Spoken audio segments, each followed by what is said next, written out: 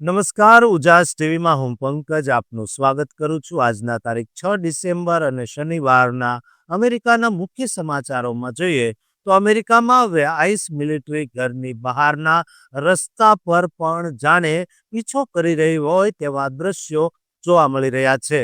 એક યુવતીની પાછળ મિલિટરીના એજન્ટ રીતસરના દોડતા દેખાયા હતા. તેનો વિડીયો જોઈશું. આ સિવાય વાત કરીશું કે અમેરિકામાં નવા નિયમ પ્રમાણે $5,000ની ફી ભરવી પડશે. એપ્રેહેન્સિવ ફી વસૂલવાની જાહેરાતથી ફફડાટ ફેલાયો છે. બોર્ડર પેટ્રોલ પોલીસ $8 ખંખેરવાની છે. આ સાથે જ વાત કરીશું કે નાતાલમાં જો તમે ભારત જવાના હો તો શું ધ્યાન રાખવું જોઈએ, એરપોર્ટ પર કેટલું સોનું સાથે લઈ જઈ શકો અને લાવી શકો તેના નવા નિયમોની વાત કરીશું. તો વિડીયોને અંત સુધી જોવા વિનંતી. અમેરિકાના લુસિયાનાના મોટેરોની શાંત શેરીઓમાંથી એક અણધારી ટ્રક પસાર થઈ અને 23 વર્ષીય ભારતીય યુવતીનું જીવન થોડીવાર માટે થંભી ગયું. સૌ પ્રથમ વિડીયો જુઓ, પછી વાત કરીએ. Leave me alone! We don't even have the freedom no more. Oh, I thought that she was gonna get. Hold on. I'm not inside your property. Well, I don't want to talk to you either. You're the one talking to me. Mask પહેરેલા ice એજન્ટો જ્યારે આ યુવતીનો પીછો કરે છે ત્યારે તે માત્ર એક સામાન્ય ધરપકડની ભૂલ નહોતી. આ ઘટનાએ ઊંડા ભયને સપાટી પર લાવી દીધો છે. જ્યાં નાગરિક હોવું પણ હવે સુરક્ષાની ખાતરી આપતું નથી. શું ટ્રમ્પ વહીવટીતંત્રના નવા ક્રેકડાઉન હેઠળ કોઈ પણ વ્યક્તિ કાયદેસર હોવા છતાં લક્ષ્ય બની શકે છે? આ કાર્યવાહી માત્ર સરહદ પર જ નહીં પણ અમેરિકાના હૃદયમાં પણ ભયનું વાતાવરણ પેદા કરી રહી છે. આ ભયાનક શાંતિ પાછળનું સત્ય શું છે? ડિસેમ્બર 3, 2025ના રોજ બપોરે ભારતીય યુવતી જે કદાચ ગુજરાત કે કોઈ અન્ય રાજ્યની હશે, તેણે કોર્નર સ્ટોરમાંથી ખરીદી કરીને પોતાના ઘર તરફ જઈ રહી હતી. તે અમેરિકનમાં અભ્યાસ કરી રહી છે, યુવાન છે અને તેનો કોઈ ગુનાહિત રેકોર્ડ નથી. પરંતુ જ્યારે એક અણધારી આઈસ ટ્રક અટકી અને તેમાંથી માસ્ક પહેરેલા 2 એજન્ટો ઝડપથી તેની તરફ આવ્યા ત્યારે તેને અપહરણનો ભય સતાવ્યો. મેં તમને 2 વાર કહ્યું કે હું અમેરિકન સ્ટુડન્ટ છું, પણ તેઓ અટક્યા નહીં. માસ્કવાળા એજન્ટોએ જ્યારે પૂછપરછ વધારે રાખી ત્યારે ગભરાયેલી યુવતી દોડવા લાગી અને ચીસો પાડવા લાગી, મને એકલી છોડી દો, લીવ મી અલોન, મારો પીછો ન કરો, આ ઘૃણાસ્પદ છે. આ દ્રશ્ય સીસીટીવી કેમેરામાં કેદ થયું, જેને દેશભરમાં ખળભળાટ મચાવી દીધો છે. આ યુવતી જેના મકાનમાં ભાડે રહે છે તે જુવાન એંગલીને વિન્ડોમાંથી આ ભયજનક દ્રશ્ય જોયું. તેણે તાત્કાલિક બહાર આવીને એજન્ટોનો સામનો કર્યો અને નિડરતાથી કહ્યું, અમે બધા અહીં કાયદેસર છીએ. આ ઘરમાં કોઈ ગુનો થયો નથી. આ આખો વિસ્તાર પરિવારોથી ભરેલો છે. જુવાને હિંમતપૂર્વક એજન્ટોને કહ્યું. તેમણે એજન્ટોને સ્પષ્ટ પૂછ્યું કે તેઓ કોને શોધી રહ્યા છે, પરંતુ આઈસ એજન્ટોએ કોઈ સંતોષકારક જવાબ આપ્યો નહીં અને થોડી વાર પછી તેઓ ત્યાંથી ચાલ્યા ગયા. જુવાને કહ્યું કે તે દિવસથી તેમના મકાનમાં રહેતા તમામ લોકો ભયમાં છે. તેમને લાગે છે અમને રસ્તા પર ચાલવાની પણ સ્વતંત્રતા નથી. આ ઘટના માત્ર એક ભૂલ નથી, પરંતુ ન્યૂ ઓર્લિયન્સ વિસ્તારમાં 5,000 વ્યક્તિઓની ધરપકડ કરવા માટે શરૂ કરાયેલી DHSની વિશાળ કાર્યવાહીનો ભાગ છે. વંશીય પ્રોફાઇલિંગના આરોપો અને સમુદાયનો ભય. આ ઘટનાએ ન્યૂ ઓર્લિયન્સ મેટ્રો વિસ્તારમાં તીવ્ર પ્રતિક્રિયા ઊભી કરી છે. મેયર ઇલેક્ટે આ કાર્યવાહીને રેશિયલ પ્રોફાઇલિંગ તરીકે નિંદા કરી છે, કારણ કે મારેરો એક હિસ્પેનિક બહુલ વિસ્તાર છે. ટ્રમ્પ વહીવટીતંત્રની OBBBA પોલિસીઓ હેઠળ વધતા જતા આક્રમક એન્ફોર્સમેન્ટે અમેરિકન નાગરિકોને પણ શંકાના ઘેરામાં મૂકી દીધા છે. હિસ્પેનિક હોવું હવે શંકાસ્પદ હોવા બરાબર છે અને આ ભય 4 મિલિયનથી વધુ મિક્સ્ડ સ્ટેટ્સ કુટુંબોને અસર કરી રહ્યો છે.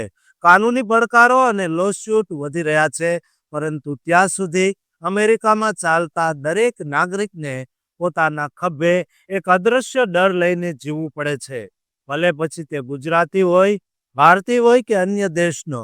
જો આઈસના એજન્ટોને કે વિદેશી નાગરિક લાગે તો તેમનો પીછો પણ હવે કરતા તેઓ અચકાતા નથી. માટે તમામ માટે ડરની મુશ્કેલ ઘડી પણ ચાલી જશે તેવી સાંત્વના રાખવી જોઈએ. અમેરિકાની સરહદો પાર કરીને પહોંચનારાની સંખ્યા ઘટી છે. તેમ છતાં પણ સરહદો ઓળંગીને ગયેલા લોકો માટે હવે કપરા ચઢાણ અમેરિકામાં છે. ફરતી બાજુથી દબાણ સરકારનું આવી રહ્યું છે, જેથી એક વિચિત્ર શાંતિ છવાય છે, પરંતુ આ શાંતિની કિંમત કેટલી છે તેનો કોઈ અંદાજ નથી. ગુપ્ત રીતે અમલમાં મુકાયેલા કાયદાઓ અને વન બિગ બ્યુટીફુલ બિલ એક્ટના નામે એક ભયાનક આર્થિક દબાણ ઇમિગ્રન્ટ્સ અને તેમના પરિવારો પર આવી પડ્યું છે. શું આ માત્ર સરહદ સુરક્ષા છે કે પછી એક સંપૂર્ણ સમાજને આર્થિક રીતે કચડી નાખવાનું ષડયંત્ર? 5 ડિસેમ્બર 2025ના રોજ થયેલી એક જાહેરાતે આ સવાલને વધુ ગૂઢ બનાવ્યો છે. ટ્રમ્પ વહીવટીતંત્રની ઇમિગ્રેશન પોલિસીઓએ અમેરિકન ઇમિગ્રેશન કાયદાના ઇતિહાસમાં એક નવો અને વિવાદાસ્પદ અધ્યાય શરૂ કર્યો છે.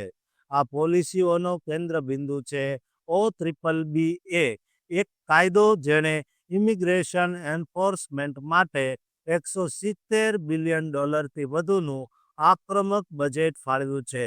તાજેતરમાં યુએસ બોર્ડર પેટ્રોલના ચીફ માઇકલ બેન્કેસે એક્સ પર એક ટ્વીટ દ્વારા $5,000 એપ્રિહેન્શન ફીની જાહેરાત કરીને સમગ્ર સમાજમાં ખળભળાટ મચાવી દીધો છે. આ ફી 14 વર્ષથી વધુ વયના તમામ અણધાર્યા દાખલ પર લાગુ પડે છે, પછી ભલે તેમનો કેસ આશ્રયનો હોય કે અન્ય કોઈ. કાયદાકીય આધાર તો USCIS દ્વારા $1,815 છે, પરંતુ સૌથી મોટો સવાલ એ છે કે સરકાર આ રકમ કેવી રીતે વસૂલ કરશે. શું મિલકત જપ્તીથી? આ અંગેની અસ્પષ્ટતા એક મોટું કાનૂની જોખમ ઊભું કરે છે, પરંતુ આર્થિક દબાણ અહીં અટકતું નથી. જૂન 2025થી અમલમાં મુકાયેલો $998 રોજનો દંડ, જે 1996ના એક જૂના કાયદાને પુનઃજીવિત કરીને લાગુ કરાયો છે, તેણે પરિસ્થિતિને વધુ વણસાવી છે. DHSએ દાવો કર્યો છે કે આ દંડ દ્વારા અત્યાર સુધીમાં $6.1 બિલિયન ની વસૂલાત થઈ છે.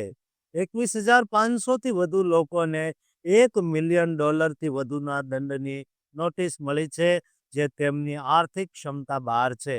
નવેમ્બર 2025માં ફાઇલ થયેલા ક્લાસ એક્શન લોસ્યુટે આ દંડને એડ એમેન્ડમેન્ટ અત્યંત દંડનું બંધારણીય ઉલ્લંઘન ગણાવ્યું છે. કડક દંડો અને ફીના સીધા પરિણામ સ્વરૂપે DHS દાવો કરે છે કે જાન્યુઆરીથી ઓક્ટોબર 2025 દરમિયાન 1.6 થી 1.9 મિલિયન અનડોક્યુમેન્ટેડ ઇમિગ્રન્ટ્સ સ્વદેશ નિકાલ સેલ્ફ ડિપોર્ટેશન કરી ચૂક્યા છે. આ આંકડો અતિશયોક્તિપૂર્ણ લાગે છે અને ધ એટલાન્ટિક જેવા સ્ત્રોતો તેને શંકાની નજરે જુએ છે, કારણ કે તેમાં કુટુંબના સ્થળાંતર અથવા અન્ય કારણોનો સમાવેશ હોઈ શકે છે. સરકારના $1,000 એક્ઝિટ બોનસ અને ફ્રી એર ટિકિટની પ્રોત્સાહન સ્કીમમાં માત્ર 40,000 લોકો જોડાયા છે, જે વિશાળ સ્વદેશ નિકાલના દાવા સાથે મેળ ખાતો નથી. આંકડાકીય વિવાદો સ્પષ્ટ સંકેત આપે છે કે સરહદ પરની શાંતિ કુદરતી નથી, પરંતુ કાનૂની અને આર્થિક દબાણનું પરિણામ છે. આ પોલિસીઓ, જેને અમેરિકા ફર્સ્ટ વિઝનનો ભાગ ગણવામાં આવે છે, તેનાથી 4 મિલિયનથી વધુ મિક્સ્ડ સ્ટેટ્સ કુટુંબો પ્રભાવિત થયા છે. કૃષિ અને નિર્માણ ક્ષેત્રમાં કામદારોની અછતને કારણે દેશના અર્થતંત્રને નુકસાન થવાની સંભાવના છે. સરહદ પરની આ નવી શાંતિ એક ખતરનાક મૌન છે, જેની અસર માત્ર ઇમિગ્રન્ટ્સ પર જ નહીં, પણ સમગ્ર અમેરિકન સમાજ પર પણ પડી રહી છે. શું તમે પણ અમેરિકા જતી વખતે માનો છો કે વતનની સોનાની પોટલી માત્ર પ્રેમની ભેટ છે? જો તમારા સામાનમાં $20,000 રૂપિયાથી વધારેનું સોનું નીકળ્યું, તો શું તમે જાણો છો કે તમારી આ લક્ષ્મી કસ્ટમ્સના સરકારી વોલેટમાં જમા થઈ જશે? ભારતના જીએસટીથી લઈને અમેરિકાના $800ની મર્યાદા સુધીના નિયમો તમને રાતોરાત ગુનેગાર બનાવી શકે છે. આજે અમે સોનાની ચમક પાછળ છુપાયેલા કાયદાકીય જોખમોની વાત કરીશું. ગુજરાતી પરિવારો માટે સોનું માત્ર ધાતુ નથી, પણ વડીલોનો વારસો છે, અને તે આપણા તહેવારો અને પરિવારના બંધનોમાં વણાયેલું છે. પણ એક મોટો વહેમ છે કે અનલિમિટેડ સોનું લઈ જઈ શકાય છે, જે તદ્દન ખોટું છે. યુએસ કસ્ટમ્સ કોઈ ફ્રી પાસ નથી. જો તમે મર્યાદા કરતાં વધારે સોનું લઈ જાઓ તો દંડ ઉપરાંત જપ્તી થઈ શકે છે, અને તમારો પારિવારિક વારસો સરકારી તિજોરીમાં જતો રહે છે. 2025 સુધીના નિયમો સ્પષ્ટ છે. બધું જાહેર કરો, નહીં તો જોખમ લો. તમે ફ્લાઇટમાં બેસો તે પહેલા ભારતમાં તમે 3% જીએસટી ચૂકવી ચૂક્યા છો, જે સોનાની કિંમતને વધારી દે છે. જો 70,000થી વધુની ખરીદી પર તમે ₹2,100 વધારે ચૂકવ્યા છે, તો તે ભારત સરકારને મળ્યા. અહીં અંગત ઉપયોગના ઘરેણાં અને રોકાણના સિક્કા વચ્ચે ફરક હોય છે. હંમેશા જ્વેલર્સ પાસેથી તેમના જીએસટી નંબર સાથેનું વિગતવાર બિલ લેવું આવશ્યક છે, કારણ કે યુએસ કસ્ટમ્સને મૂલ્યનો પુરાવો જોઈશે, જે આ બિલ વિના આપી શકાશે નહીં. હવે વાત કરીએ અમેરિકાની, જ્યાં સોનેરી નિયમ છે કે યુએસ કસ્ટમ્સ ફોર્મ 6059B પર બધી વસ્તુ જાહેર કરો. ભારતથી આવતા હવાઈ મુસાફર માટે વ્યક્તિ દીઠ $800ની ડ્યુટી ફ્રી છૂટ છે. જો તમારા સોનાનું કુલ મૂલ્ય આ મર્યાદા વટાવે તો વધારાની રકમ પર આશરે 5.8%ની ડ્યુટી લાગશે. દાખલા તરીકે $1,500ના સોના પર લગભગ $41ની ડ્યુટી ચૂકવવી પડશે. જો તમારું સોનું અને રોકડ સહિતની કુલ કિંમત $10,000થી વધી જાય તો તમારે FinCEN ફોર્મ 105 ભરવું ફરજિયાત છે. આ રિપોર્ટિંગ છે, ટેક્સ નથી. સૌથી મોટી ભૂલ એ છે કે તમારા સોનાનું મૂલ્ય ઓછું આંકવું અથવા બંગડીને ફેશન એક્સેસરી તરીકે ગણાવવી, જે છેતરપિંડી ગણાય છે. જો જાહેર ન કર્યું તો દંડ 25%થી લઈને 100% સુધી થઈ શકે છે, અને સોનું જપ્ત થઈ શકે છે, જે એક ગંભીર કાયદાકીય જોખમ છે.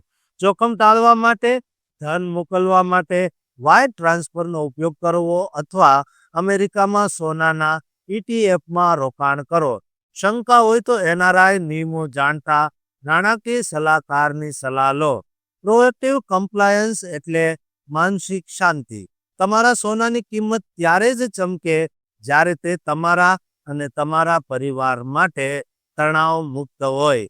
તમારા વારસાને સુરક્ષિત રાખવા માટે જ્ઞાન સાથે સજ્જ થાઓ. જો તમારો કોઈ પ્રશ્ન હોય તો કોમેન્ટમાં જરૂર જણાવજો. લાઈક, શેર અને સબસ્ક્રાઇબ કરવાનું ચૂકતા નહીં.